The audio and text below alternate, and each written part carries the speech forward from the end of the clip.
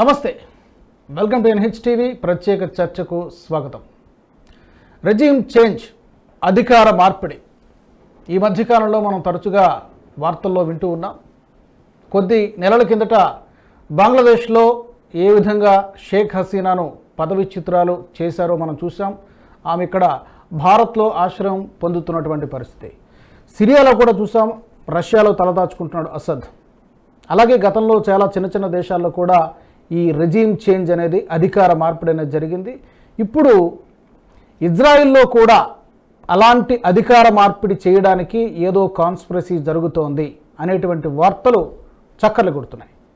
అంటే బెంజమిన్ నెతన్యాహును గద్దె దించడానికి అమెరికా అంటే జో బైడెన్ ప్రభుత్వం ప్రయత్నం చేస్తోందా అనేటువంటి వార్తలు చక్కర్లు కొడుతున్నాయి. దీంట్లో ఎంతవరకు వాస్తవం ఉంది? అందరూ అనుకుంటారు అమెరికా ఇజ్రాయెల్కి ఫ్రెండ్లీ కంట్రీ కదా, మిత్రదేశం కదా, అలా ఎందుకు చేస్తుందని. ఇందులో ఎంతవరకు వాస్తవం అంది? Let's discuss. నాతో స్టూడియోలో అందుబాటులో ఉన్నారు అంతర్జాతీయ వ్యవహారాల విశ్లేషకులు మామిడి గిరిధర్ గారు. గిరిధర్ గారు నమస్తే అండి. నమస్తే రాజు గారు. నమస్తే. ఇది నాకు ఆశ్చర్యాన్ని కలిగించింది వాస్తవానికి. ఈ ఇజ్రాయిల్లో అధికార మార్పిడి కోసం, ఈ రెజ్యూమ్ చేంజ్ కోసం ఏదో కాన్స్పిరసీ జరుగుతుందనేటువంటిది. ఇందులో నిజముందా, లేకపోతే కేవలం ఏదో సోషల్ మీడియా ఏదో ఒక గాలి వార్తగానే మనం చూడాలా? దీంట్లో నిజం లేకుండా ఈ వార్త ఫస్ట్ రాదు. రెండు, దీంట్లో చాలా కోణాలు ఉన్నాయి. దీనికి ఒక కోణంలో చూడడానికి మనకు వీల్లేదు. అది అమెరికా ఇజ్రాయెల్కి మిత్రుడు కాదా అంటే తప్పకుండా మిత్రుడే. అమెరికా సపోర్ట్ లేనిది ఇజ్రాయెల్ ఇంతకాలం దేశంగా ఉండేదే కాదు. మైత్రి ఉన్నది, కానీ అమెరికన్ అజెండాకి దాటి వాళ్ళు ఏ దిశగా ఆలోచన చేస్తున్నారో దానికి భిన్నంగా ఆలోచన చేసేటువంటి స్వతంత్ర దృష్టి అన్నది ఇజ్రాయెల్కి ఉండకూడదు అన్నది వాళ్ళ అభిప్రాయం. వాళ్ళు ఎలా చెప్తే వీళ్ళు అలా ఉండాలి అన్నది వాళ్ళ అభిప్రాయం. గతంలో చాలాసార్లు ఎస్పెషలీ డెమోక్రాట్ పార్టీస్, అంటే రిపబ్లికన్స్ ఈ దృష్టిలో పనిచేయలేదని నేను అనట్లేదు, మెజారిటీ పరిస్థితుల్లో చూస్తే డెమోక్రాట్ పార్టీస్ వీళ్ళు ఏం చేశారంటే ఇజ్రాయెల్ మీద ఒత్తిడి తీసుకొచ్చి పాలస్టీనియన్స్ తోటి ఏదో విధంగా ఒప్పందాలు చేసుకునే దిశగా వీళ్ళు ప్రయత్నం చేస్తున్నారు. యాక్చువల్గా చరిత్ర ఎంత వెనక్కి వెళ్తాము అన్న దాంట్లో ప్రశ్న. వెళ్లే కొద్దీ మనకి వీటన్నిటి కూడా సమాధానం వస్తాయి. పాలస్టీనియన్ అన్న పదమే అక్కడ ఉన్నటువంటి ఈరోజు ముస్లిం పాలస్టీన్కి వర్తించదు. అది పాలస్టైన్ అనేది ఆ ప్రాంతానికి వర్తిస్తుంది. కాబట్టి Palestinian juice, Palestinian Arabs, Palestinian Christians అని పిలవాలి యాక్చువల్గా. కానీ జ్యూస్ దాన్ని ఇజ్రాయెల్ అని పేరు పెట్టుకున్నారు కాబట్టి పాలస్టీన్ అన్న పదాన్ని వీళ్ళు టేక్ ఓవర్ చేశారు, అంతకుమించి ఏం లేదు. సో ఎనీవే, పాయింట్ ఏంటంటే ఇక్కడ మనకు అమెరికాలో ఇటువంటి ఒక వాళ్ళ పాలసీని రన్ చేయడానికి కావాల్సినటువంటి ఆలోచన దృక్పథాన్ని అనుగుణంగా ఇజ్రాయెల్ పనిచేయాలి అని వాళ్ళ ఆలోచన. వాళ్ళ ఆలోచన ఏంటి? సున్నీలకు షియాల మధ్యలో ఒక విధమైనటువంటి వైరం ఉండాలి. వీళ్ళిద్దరి మధ్యలో ఘర్షణ ఉండి ఒక విధమైనటువంటి ఉద్రిక్త పరిస్థితి ఉంటే అక్కడ అమెరికా వెళ్ళి దాన్ని వాళ్ళు ఏదో వాళ్ళ ప్రభావం చూపించుకోవచ్చు. ఎక్కడ యుద్ధం లేకుండా వాళ్ళు అందరూ శాంతియుతంగా ఉంటే అమెరికా ఎందుకు కావాలి వాళ్ళకి? అందుకని దాంట్లో వీళ్ళ జోక్యం కావాలి. అక్కడ వీళ్ళ ఇన్ఫ్లుయెన్స్ ఎందుకు ఉంది? మనకు ఖతార్లో కావచ్చు, సౌదీలో కావచ్చు, యూఏఈలో కావచ్చు, కువైట్లో కావచ్చు, ఇరాక్లో కావచ్చు, ఎన్ని ప్రాంతాల్లో కూడా, ఈవెన్ సిరియాలో అమెరికా స్థావరాలు ఉన్నాయి. ఎందుకు పెట్టుకున్నారు వాళ్ళు? అంటే ఎవరినో రక్షించాలి, ఎవరికి వ్యతిరేకంగా రక్షించాలి. ఈ స్పర్ధ లేకపోతే, ఈ యొక్క హేట్రెడ్ లేకపోతే అమెరికా ప్రభావం లేదు అక్కడ. అంటే ఇరాన్ ఉండాలి, దాన్ని బూచిగా చూపించాలి, యాక్సిస్ ఆఫ్ ఈవిల్ అని చూపించాలి. ఇరాన్ని నాశనం చేయకూడదు. ఇరాన్ నాశనం అయిపోయి ఆ రెజ్యూమ్ కొలాప్స్ అయిపోయిందంటే ఇంక వీళ్ళకి భయం లేదు కదా, ఇంకప్పుడు అమెరికాను కూడా వెళ్ళమంటారు వీళ్ళు. అంటే సుప్రమసీ చూపించుకోవాలి, సుప్రమసీని వాళ్ళని కంట్రోల్ చేయడానికి ఈ యొక్క సిచ్యువేషన్ వాళ్ళు మెయింటైన్ చేస్తారు. ఆ మెయింటైన్ చేయడంలో వాళ్ళ రెడ్ లైన్స్ దాటి వెళ్తే కనుక ఇజ్రాయెల్కి వ్యతిరేకంగా కూడా వీళ్ళు ప్రవర్తించడం మొదలు పెడతారు. బెంజమిన్ నెతన్యాహు దాన్ని భిన్నంగా ఏంటంటే ఒక జాతీయవాది. సరే, అది జాతీయవాదాన్ని మనం ఎలా అనుకోవచ్చు. ఆయన దేశాన్ని సరిహద్దులను దాటి జూవిష్ నేషన్ ఏదైతే ఉండిందో వాళ్ళ ఆలోచన దృక్పథం ప్రకారం, ఎలాగైతే మనకు అఖండ భారతం అన్నది మన మస్తిష్కంలో ఉంటుందో అటువంటి ఆలోచన ఆయనకు కూడా ఉంది. కాబట్టి జ్యూస్ యొక్క ప్రాంతాలన్నింటినీ ఇస్లామిక్ రాజ్యాలు ఏవైతే ఆక్రమించుకున్నాయో వాటిని అన్నింటినీ మళ్ళీ కలపాలి, వాటిని ఇజ్రాయెల్లోకి తీసుకురావాలి అన్నటువంటి ఆలోచన దృక్పథం ఆయనకున్నది. ఇందాక నేను చెప్పినట్టు ఈ పాలస్టీనియన్స్ తోటి ఎన్నో ఒప్పందాలు చేయించారు. యాసిర్ అరాఫత్ ఉన్నప్పుడు కూడా క్యాంప్ డేవిడ్ అకార్డ్స్ అని ఇటువంటివి చాలా జరిగినాయి. 2 స్టేట్ థియరీ అంటే పాలస్టీన్ ఒక సపరేట్ దేశంగా గుర్తిస్తామా లేదా అన్నటువంటి దీని మీద చాలా చర్చలు జరిగినాయి. దానికి దారి వేయడానికి కోసం ముందర ఇవి చేద్దామని చెప్పి కొన్ని ఒప్పందాలు జరిగినా కానీ కూడా పాలస్టీనియన్ అథారిటీ కావచ్చు, లేదా తర్వాత వచ్చినటువంటి హమాస్ కావచ్చు, వీటిని తిరస్కరించాయి. వాటి పాటికి వాళ్ళు చేసుకుంటూ వెళ్తున్నారు. ఫర్ ఇన్స్టెన్స్, వాళ్ళకు సొంతంగా ఆదాయం లేదు. ఈరోజు మనకు వెస్ట్ బ్యాంక్ అంటాం. వెస్ట్ బ్యాంక్ యొక్క వాళ్ళ చరిత్ర, వాళ్ళ ఇప్పుడున్నటువంటి ప్రభుత్వం ఏదైతే ఉందో పాలస్టీనియన్ అథారిటీ అంటారు, పిఏ అంటారు. మహమూద్ అబ్బాస్ చూసుకుంటున్నాడు. ఆయనకు ఆదాయం ఏం లేదు. మొత్తం అక్కడ పైసలు ఇచ్చేది, వనరులన్నీ కూడా ఇజ్రాయెల్ నుంచే వెళ్తాయి. ఇజ్రాయెల్ పైసలతోటి ఇజ్రాయెల్లో ఆత్మాహుతి దాడి చేసినటువంటి వ్యక్తుల కుటుంబాలకు పాలస్టీనియన్ అథారిటీ పైసలు ఇస్తుంది. దాన్ని ఇజ్రాయెల్ ఎందుకు ఒప్పుకోవాలి దానికి? కాబట్టి ఇటువంటి పరిస్థితి ఉంది అక్కడ. అందుకని ఇజ్రాయెల్ చాలా చిన్న దేశం. వాళ్ళు ఇన్ఫాక్ట్ గోల్డా మేయర్ చెప్పింది, మీరు ఎన్నిసార్లు ఓడిపోయినా మళ్ళీ కొంతకాలం తర్వాత మళ్ళీ శక్తి పుంజుకొని మళ్ళీ యుద్ధం చేయొచ్చు. మేము ఒక్కసారి ఓడిపోతే మేము బతకం, మేము ఉండం. కాబట్టి ప్రతి యుద్ధం మేము గెలిచి తీరాలి. మాకు ఆల్టర్నేట్ లేదు. మీకు ఆల్టర్నేట్స్ ఉన్నాయి. మీరు ఓడిపోయినా పర్వాలేదు, మీరు ఈసారి ఓడిపోతారు, మళ్ళీ నెక్స్ట్ టైం బలం పుంజుకొని మళ్ళీ మా మీద యుద్ధానికి రావచ్చు. మాకు ఆ ఆప్షన్ లేదు అని చాలా స్పష్టంగా చెప్పింది ఆవిడ. ఇది మనం జియో పాలిటిక్స్లో కూడా చూస్తున్నాం. ఈ యొక్క యాంటీ సెమిటిజం, జ్యూస్కి వ్యతిరేకంగా ఉన్నటువంటి భావజాలం మిగతా రెండు మతాలకి ఉన్నాయి. క్రిస్టియానిటీకి ఉంది, ఇస్లాం కూడా ఉన్నది. ఇద్దరికి కూడాను జ్యూస్ అంటే వాళ్ళకి ఇద్దరికి పడదు. ఇద్దరికి వేరే వేరే కారణాలు. క్రిస్టియన్స్కి ఎందుకు పడదు అంటే కనుక జీసస్ క్రైస్ట్ని సిలువ వేయడానికి కారణం యోధులు అని వాళ్ళకి ఆలోచన. ముస్లిమ్స్కి ఎందుకు, వాళ్ళు ఏమనుకుంటారు, వీళ్ళు ఇస్లామిక్ కన్వర్ట్ అవ్వడానికి వ్యతిరేకించారు, ప్రాఫెట్ మహమ్మద్ తోటి యుద్ధం చేశారు, గెలిస్తే గెలవలేదు, ఓడిపోయారు, చనిపోవడానికి సిద్ధపడ్డారు, కానీ మత మార్పిడి జరగలేదు, వాళ్ళు చేయలేదు. వాళ్ళు వీళ్ళ వీళ్ళ అడ్మినిస్ట్రేషన్లో దిమ్మీలుగా ఉన్నారు, వీళ్ళకి జిజియా కట్టుకుంటున్నారు, కానీ వాళ్ళు మతం మారలేదు. ఇటువంటి చాలా జరిగినాయి. దాంతో వాళ్ళ ఆయాతులో, ఖురాన్లో వీళ్ళకి వ్యతిరేకమైనటువంటి చాలా దాంట్లో రాసి ఉన్నటువంటి ఇవన్నీ ఆయాతులు ఉన్నాయి. కాబట్టి ఈ రెండు మతాలు కూడా వీళ్ళని హేట్ చేస్తాయి. దానికి భిన్నంగా బెంజమిన్ నెతన్యాహు ఒక అద్భుతమైనటువంటి భవ్యమైనటువంటి ఇజ్రాయెల్ కావాలని కోరుకునేటువంటి వ్యక్తి. సో ఈ రెండిటికి క్లాష్ ఎక్కడ వస్తుందో అక్కడ అమెరికా ఇజ్రాయెల్కి వ్యతిరేకంగా ప్రవర్తిస్తుంది. ఫర్ ఇన్స్టెన్స్, జో బైడెన్ ప్రభుత్వం అక్టోబర్ 7th గత సంవత్సరంలో జరిగినటువంటి ఘాతుకం ఏదైతే జరిగిందో దానికి ప్రతిక్రియ ఉండాలి అని చెప్పి బెంజమిన్ నెతన్యాహు వెళితే, ఏదో కొన్ని బాంబులు వేయండి, కొన్ని చేయండి, కానీ అంతకుమించి చేయకండి అని చెప్పి బెంజమిన్ నెతన్యాహు ఒత్తిడి తీసుకొచ్చాడు. మనకు యాంటనీ బ్లింకెన్ అంటే మన విదేశాంగ మంత్రి లాగా వాళ్ళకు సెక్రటరీ ఆఫ్ స్టేట్ అంటారు. యాంటనీ బ్లింకెన్ ఈ గల్ఫ్ ప్రాంతానికి 10 సార్లు పైబడి తిరిగాడు ఆయన. అంటే నెలకు ఒకసారైనా కనీసం వెళ్తున్నాడు ఆయన. అలా వెళ్ళినప్పుడంతా 2-3 దేశాలకు వెళ్ళి రావడం. ఎట్టి పరిస్థితుల్లో యుద్ధాన్ని ఆపాలి అని చాలా ప్రయత్నం చేశారు వాళ్ళు. ఎందుకు ఆపాలి? బెంజమిన్ నెతన్యాహు ఏమంటున్నాడంటే, మాకు ఇంత దారుణంగా 2వ ప్రపంచ యుద్ధం తర్వాత ఇంత పెద్ద మోతాదున జ్యూస్ని, ఇంత పెద్ద మోతాదు ఎప్పుడు చంపినటువంటి ఉదంతం లేదు. 1200 మంది ఇంతమందిని చంపారు, 150 మందిని వాళ్ళు బందీలుగా తీసుకున్నారు. కాబట్టి దీనికి మేము ప్రతిక్రియ ఇవ్వలేదు అంటే కనుక వాళ్ళకి ఇంకా శక్తి వస్తుంది, ఇంకా ధైర్యం వస్తుంది. రేపటి రోజు 5,000 మందిని చంపచ్చు, 10,000 మందిని చంపచ్చు. కాబట్టి దానికి మేము ప్రతీకారం తీరాలి, మాకు ఆప్షన్ లేదు. నా గోల్డా మేయర్ స్టేట్మెంట్ చెప్పాను కదా, మాకు ఆప్షన్ లేదు. కాబట్టి మేము చేస్తాము. ఈసారి హమాస్ని కంప్లీట్గా నాశనం చేసే దిశగా మేము ప్రయత్నం చేస్తున్నాం. ఆ భావజాలను నాశనం చేయలేరు, కనీసం వాళ్ళ శక్తిని నాశనం చేయొచ్చు. వాళ్ళకున్న శక్తి అంతా టనల్స్. ఈ టనల్స్ని, వాళ్ళకున్నటువంటి ఇన్ఫ్రాస్ట్రక్చర్ని ఇవన్నీ ధ్వంసం చేస్తాను అని ఆయన కంకణం కట్టి వెళ్ళాడు. ప్రతి దాంట్లో, ప్రతి స్టెప్లో, ప్రతిరోజు జో బైడెన్ అడ్మినిస్ట్రేషన్ వాళ్ళకు అడ్డుపడుతుండేది. మీరు రఫాకి వెళ్ళడానికి వీలు లేదు, ఇది రెడ్ లైన్ అని చెప్పి జో బైడెన్ చెప్పాడు. బెంజమిన్ అయితే వెళ్ళాడు రఫాలోనే యాహియా సిన్వర్ దొరికాడు, అక్కడే చంపారు యాహియా సిన్వర్ని. సో ఇలా రెడ్ లైన్లు మార్చుకుంటూ వెళ్తున్నారు. వాళ్ళ రెడ్ లైన్ గౌరవించినందుకు 2 షిప్పులు ఆపేశాడు జో బైడెన్, బాంబులు ఇవ్వడం మానేశాడు. అలాగే బంకర్ బస్టర్ బాంబ్స్ ఉంటాయి, ఆ బంకర్ బస్టర్ బాంబ్స్ తోటి మన హసన్ నస్రుల్లా అని చంపారు, అది ఇవ్వట్లేదు ఇజ్రాయెల్కి. సో ఇలా ఎన్నో విధాలుగా వాళ్ళని బాధిస్తూ వచ్చారు. దీనికంతా కారణం ఏంటంటే బెంజమిన్ నెతన్యాహు ఆలోచన దృక్పథానికి, జో బైడెన్ లెఫ్టిస్ట్ భావజాలానికి ఈ యొక్క వ్యత్యాసం దానివల్ల మనం చూస్తున్నాం. కమలా హ్యారిస్ కూడా ఆవిడ ఎలక్షన్ క్యాంపెయిన్లో ఇజ్రాయెల్ని సపోర్ట్ చేస్తున్న వాక్యం చెప్పంగానే ఇమ్మీడియట్గా మళ్ళీ పాలస్టీనియన్స్ గురించి, గాజా గురించి చెప్తుంది ఆవిడ. అంటే ఒక మంకీ బ్యాలెన్సింగ్ చేసే ప్రయత్నం వాళ్ళు చేశారు. ఈ ఓటు పోకూడదు, ఆ ఓటు పోకూడదు, ఇజ్రాయెల్కి వాళ్ళని రక్షించుకునే అధికారం ఉంది కానీ అని మళ్ళీ మొదలు పెడతారు. అది వీళ్ళని చంపకూడదు, పిల్లల యొక్క హ్యుమానిటేరియన్ ఉండాలి, వాళ్ళకి ఏదో అన్నం ఇవ్వాలి, అది ఇవ్వాలి, ఇది ఇవ్వాలి. యాక్చువల్గా ఈ యుద్ధంలో ఎవరు యుద్ధం చేసినా ప్రాణ నష్టం వస్తుంది.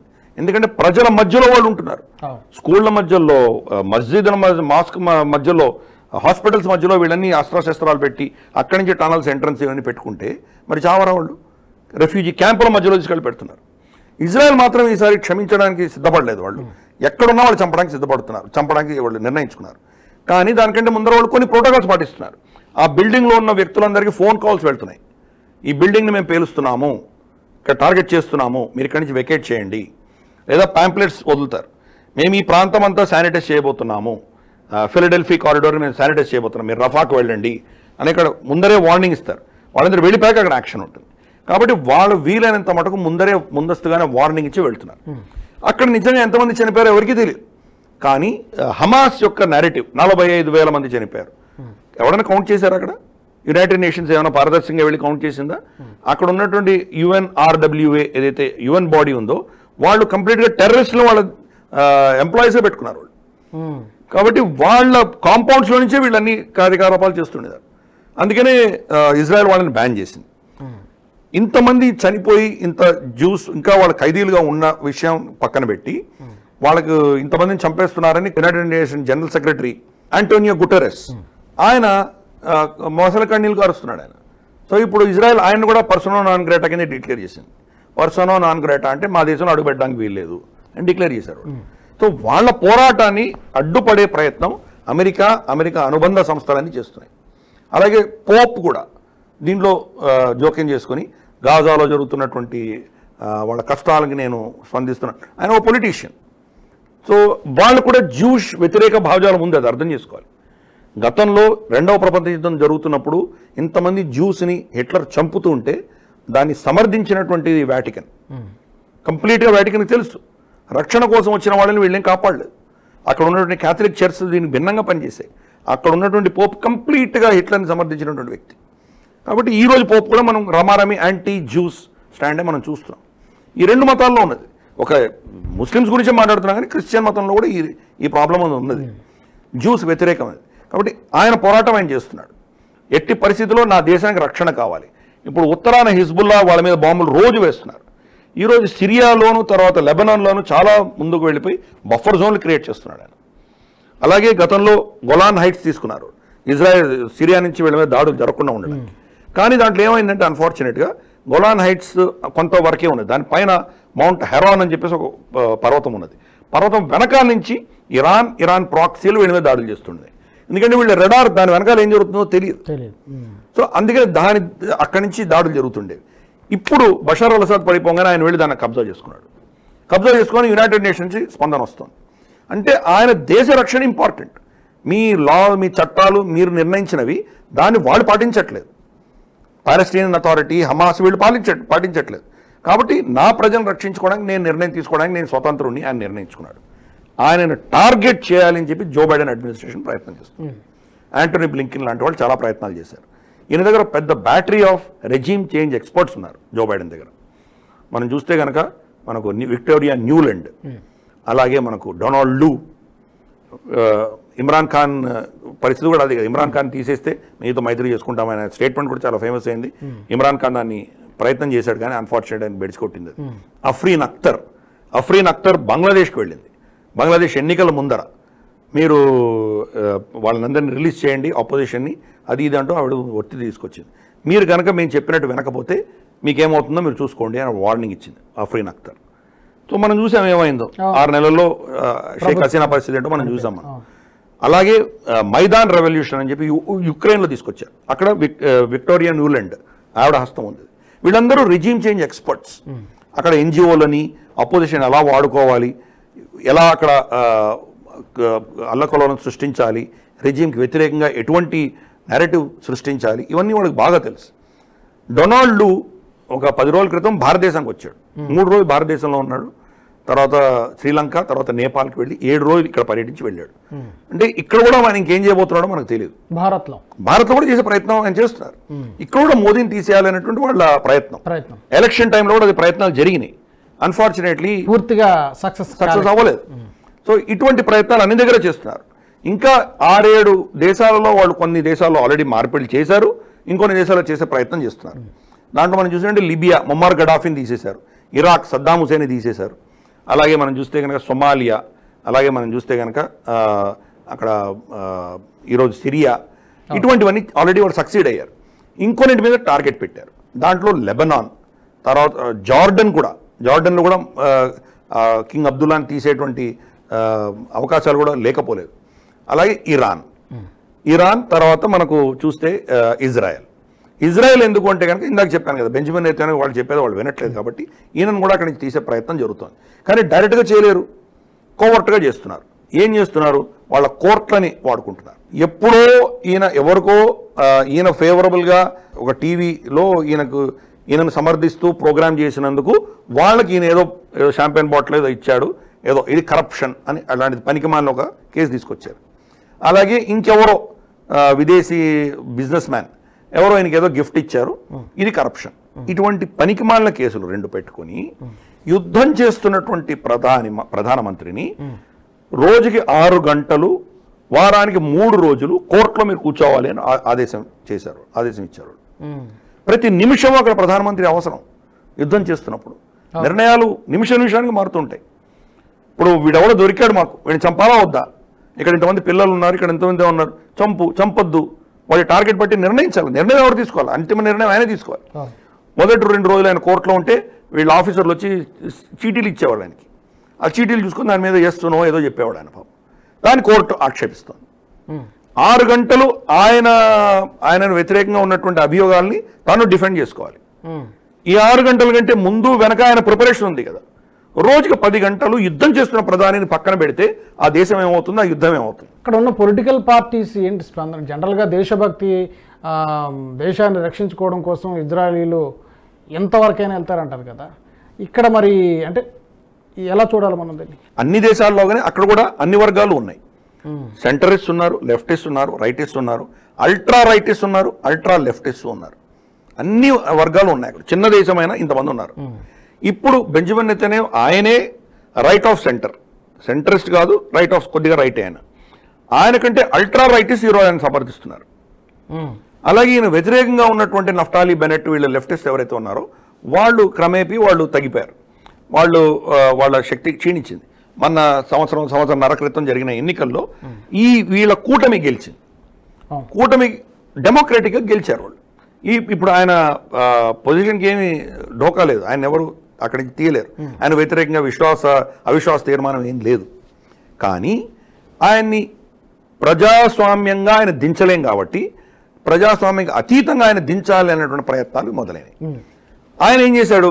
చట్టంలో మార్పు తీసుకొచ్చి కోర్టులకు ఉన్నటువంటి ఈ విచ్చలవిడి అధికారాల్ని కొంత తగ్గించాలి అని ప్రయత్నం చేస్తున్నాడు. మరి పాకిస్తాన్లో జరిగింది ఏంటి? అదే కదా జరిగింది. అది మన ప్రభుత్వం, మన దేశంలో కూడా 2 హౌసెస్, లోక్సభ, రాజ్యసభ ఇద్దరు కలిసి పాస్ చేసి NJAC, national judicial appointment committee ఏదైతే తయారు చేశారో దాన్ని సుప్రీంకోర్టు కొట్టిపడేసింది. మార్పులు తేవాలని ప్రతి దేశం ప్రయత్నిస్తోంది కదా, దాంట్లో తప్పేం లేదు కదా. దాంట్లో వాళ్ళు నేరేటివ్ ఏం చేశారంటే ఇతను నియంత అవ్వడానికి ప్రయత్నం చేస్తున్నాడు, డిక్టేటర్ అవ్వడానికి ప్రయత్నం చేస్తున్నాడు ఒక నేరేటివ్ తీసుకొచ్చారు. నిజంగా అతను ప్రపోజ్ చేసిన మార్పులు ఏంటో మనం చూడొచ్చు. దాంట్లో మనం ఎట్లా ఉందో అలాగే అక్కడ అపాయింట్ చేసే వాళ్ళ మీద ఏదైతే నిర్ణయిస్తారో ఆ నిర్ణయం చేసేటప్పుడు ప్రభుత్వం ఒపీనియన్ ఉండాలి. దాంట్లో వాళ్ళ క్రిమినల్ బ్యాక్గ్రౌండ్ ఉండొచ్చు, లెఫ్టిస్ట్ బ్యాక్గ్రౌండ్ లాంటివి, ఓక్ కల్చర్ లాంటివి ఉండొచ్చు, వాళ్ళకు జూయిష్ వ్యతిరేకంగా నిర్ణయాలు తీసుకున్నటువంటి చరిత్ర ఉండొచ్చు వాళ్ళకి. వాళ్ళని జడ్జిలు చేస్తే ఏం ప్రమాదం వస్తుందో తెలుసు. ఒకటి. రెండవది ఆయన ఏం చెప్పాడంటే పార్లమెంట్ నిర్ణయించిన దాన్ని సుప్రీంకోర్టు దీంట్లో జోక్యం చేసుకోకూడదు.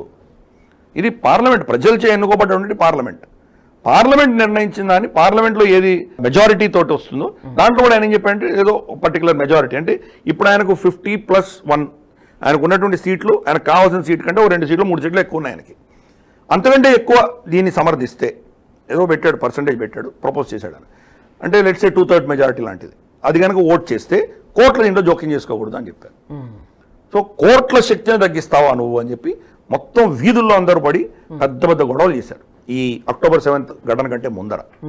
అందుకని ఈ లెఫ్టిస్ట్ కంట్రోల్ జ్యుడిషియరీ మీద అన్ని డెమోక్రసీస్లో చూడొచ్చు మనం.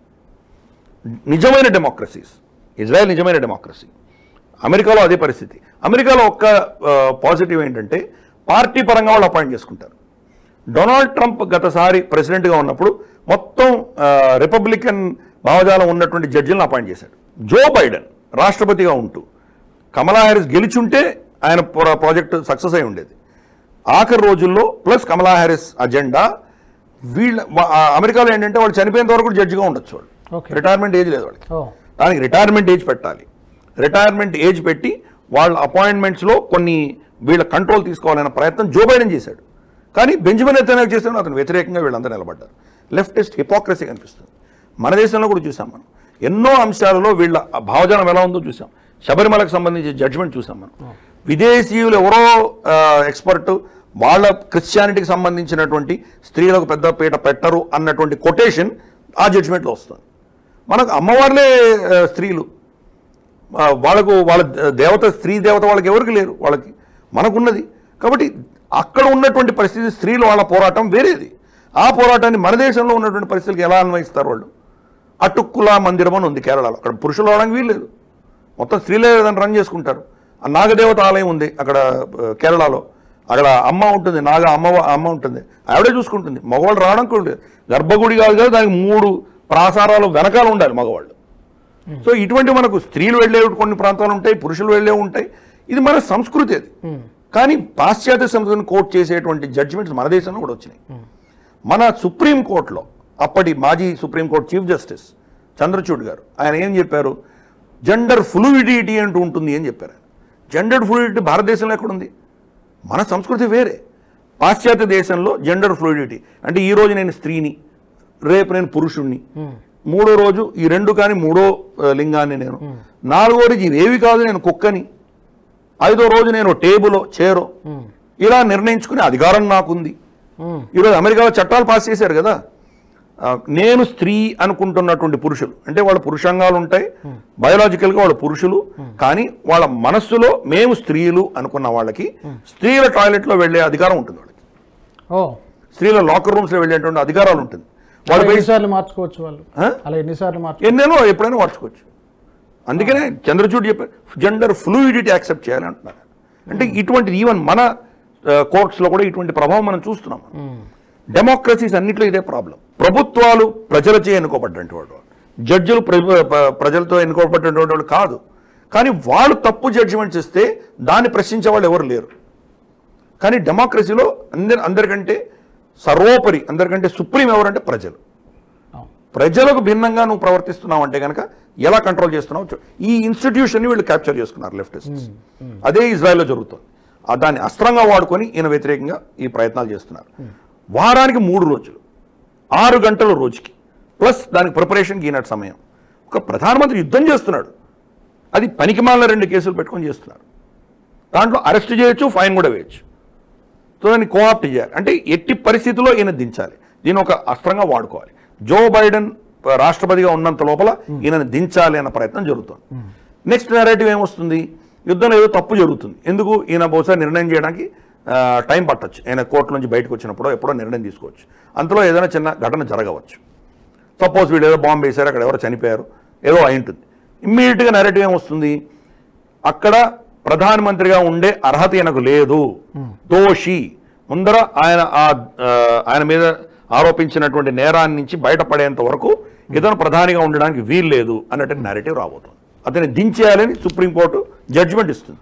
సో ఇప్పుడు కావాలంటే ఈయన మళ్ళీ ఈ జడ్జిమెంట్ వచ్చిన తర్వాత నిర్దోషి అని తేలిన తర్వాత అప్పుడు కావాలంటే ప్రధాని అవ్వచ్చు అంట. ఆ జడ్జిమెంట్ 2 సంవత్సరాల తర్వాత ఇస్తారు. అప్పుడు ఏం చేస్తారు మీరు? ఇప్పుడు ఆయన అవసరం ఉంది కదా, యుద్ధం చేస్తున్నాడు ఆయన.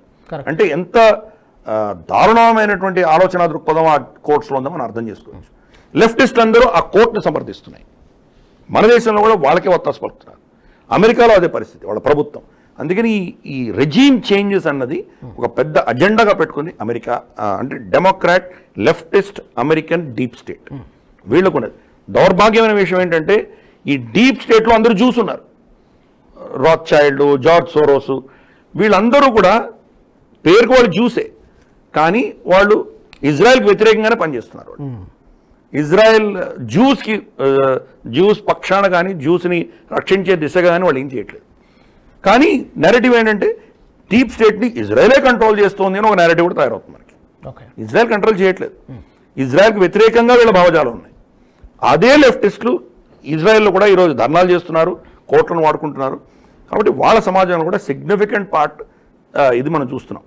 ఫర్ ఇన్స్టెన్స్ మనకు కవితా కృష్ణమూర్తి, లేకపోతే మనకు శామ్ పిట్రోడా, ఇలా చాలామంది మనం చెప్పుకుంటూ పోవచ్చు. ఇలా మనకు బృందా కరాత్, ప్రకాష్ కరాత్, సీతారాం యేచూరి, వీళ్ళందరూ హిందువులే కదా, హిందూ పేర్లే ఉన్నాయి కనీసం. మరి వాళ్ళు చేస్తోంది హిందువులే చేస్తున్నారంటే దానికి అర్థం ఏంటి? మీరు జూ అయినంత మాత్రాన మీరు ఒక జాయోనిస్ట్ మూవ్మెంటు, జూ దేశానికి మీరు ఒత్తాసు పడుతున్నాడు అనుకోవడానికి వీల్లేదు. వాళ్ళ మీద ఉన్నటువంటి పరిస్థితి ఇది. బెంజమిన్ నెతన్యాహు మీద ఉన్నటువంటి పరిస్థితి అది. బెంజమిన్ నెతన్యాహు 25 రోజులు ఆయన కనుక సర్వైవ్ అయితే తర్వాత గండం గట్టెక్కినట్టే. తర్వాత ఆయన చేసేవి చాలా చేయబోతున్నారు.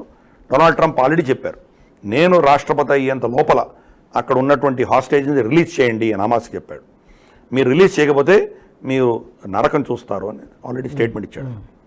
సో ఒక దేశాన్ని రక్షించుకోవడానికి మన చరిత్రలో చూసాం, ఒక స్త్రీ చీర మీద చెయ్యి వేసినందుకు 18 అక్షరాలను చంపాడు భగవాన్ కృష్ణుడు. మరి అంతమంది స్త్రీలని కిరాతకంగా మానభంగం చేసి చిన్నపిల్లల్ని మైక్రోవేవ్లో పెట్టి కాల్చినప్పుడు స్తనాలు కట్ చేసి వాళ్ళు ఏడుస్తూ చనిపోతుంటే వాళ్ళని రేప్ చేసినటువంటి కిరాతకాన్ని వీళ్ళు కనిపించవు వీళ్ళకి. కానీ దానికి వ్యతిరేకంగా పోరాటం చేస్తున్న బెంజమిన్ నెతన్యాహు రాక్షసుడుగా కనిపిస్తారు. కానీ ఏ దేశం మీద ఇంత కిరాతకం జరిగితే వాళ్ళ ప్రతిక్రియ ఎలా ఉండాలి అని అదే చేస్తున్నాడు.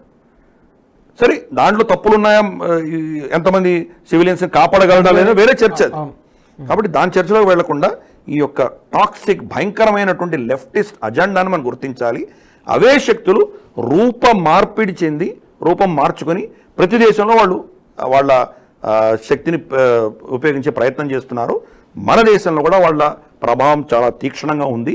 దీన్ని మనం అందరం గుర్తించాలన్నది నా అభిప్రాయం. చివరిగా ఒక మాట, ఇప్పుడు మీరు ఇందాక అన్నారు బెంజమిన్ నెతన్యాహు అమెరికా మాట వినడం లేదు, అంటే జో బైడెన్ మాట వినడం లేదు, ఆ ప్రభుత్వం మాట వినడం లేదు, కాబట్టి 1-2 షిప్పులను ఆపిందని చెప్పి.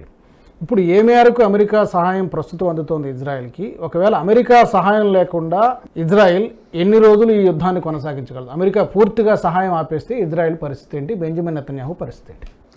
తప్పకుండా వాళ్ళు చాలా ఇబ్బందులు పడతారు. ఎందుకంటే చాలా అమ్యునిషన్ అమెరికా నుంచి వస్తుంది, ఇంటెలిజెన్స్ అమెరికా నుంచి వస్తుంది. అమెరికా ఉంది కదా అన్నటువంటి భయంతో చాలా అరబ్ దేశాలు దాంట్లో జోక్యం చేసుకోవట్లేదు. అమెరికా ఫర్ ఇన్స్టెన్స్ ఇరాన్ నుంచి ఫైర్ చేసినటువంటి మిసైల్స్, డ్రోన్స్ని కొన్ని వాళ్ళు ఛేదించారు. ఇరాక్లో ఇరాన్కి సంబంధించినటువంటి ప్రాక్సీలు ఫైర్ చేస్తే వాళ్ళని వాళ్ళు నివారించారు. హౌతీలకు వ్యతిరేకంగా బొంబార్డ్మెంట్ చేశారు. అంటే వీళ్లకు సహాయంగా చాలా అంశాల్లో నిలబడ్డారు వాళ్ళు. అమెరికా లేదు అంటే రేపటి రోజు ఈవెన్ సౌదీ అరేబియా, యూఏ కూడా, జార్డన్ వాళ్ళ మీద దాడి చేయొచ్చు, ఈజిప్ట్ వాళ్ళ మీద దాడి చేయొచ్చు. వీళ్ళు రక్షణ లేకుండా చిన్న దేశం, వీళ్ళు ఏమైనా చేయొచ్చు అన్నటువంటి అందరూ ఊకుమ్మడిగా పడితే మరి ఏమవుతుంది? అస్త్రాలు లేకుండా, శక్తి లేకుండా వాళ్ళు తట్టుకునే పరిస్థితి లేదు. కాబట్టి ఆ ప్రమాదం ఉంది. కానీ అమెరికా అటువంటి అంత ఎక్స్ట్రీమ్కి వెళ్ళరు. కానీ ఇటువంటిది అంటే వాళ్ళకి ఘర్షణ ఉండి తీరాలి.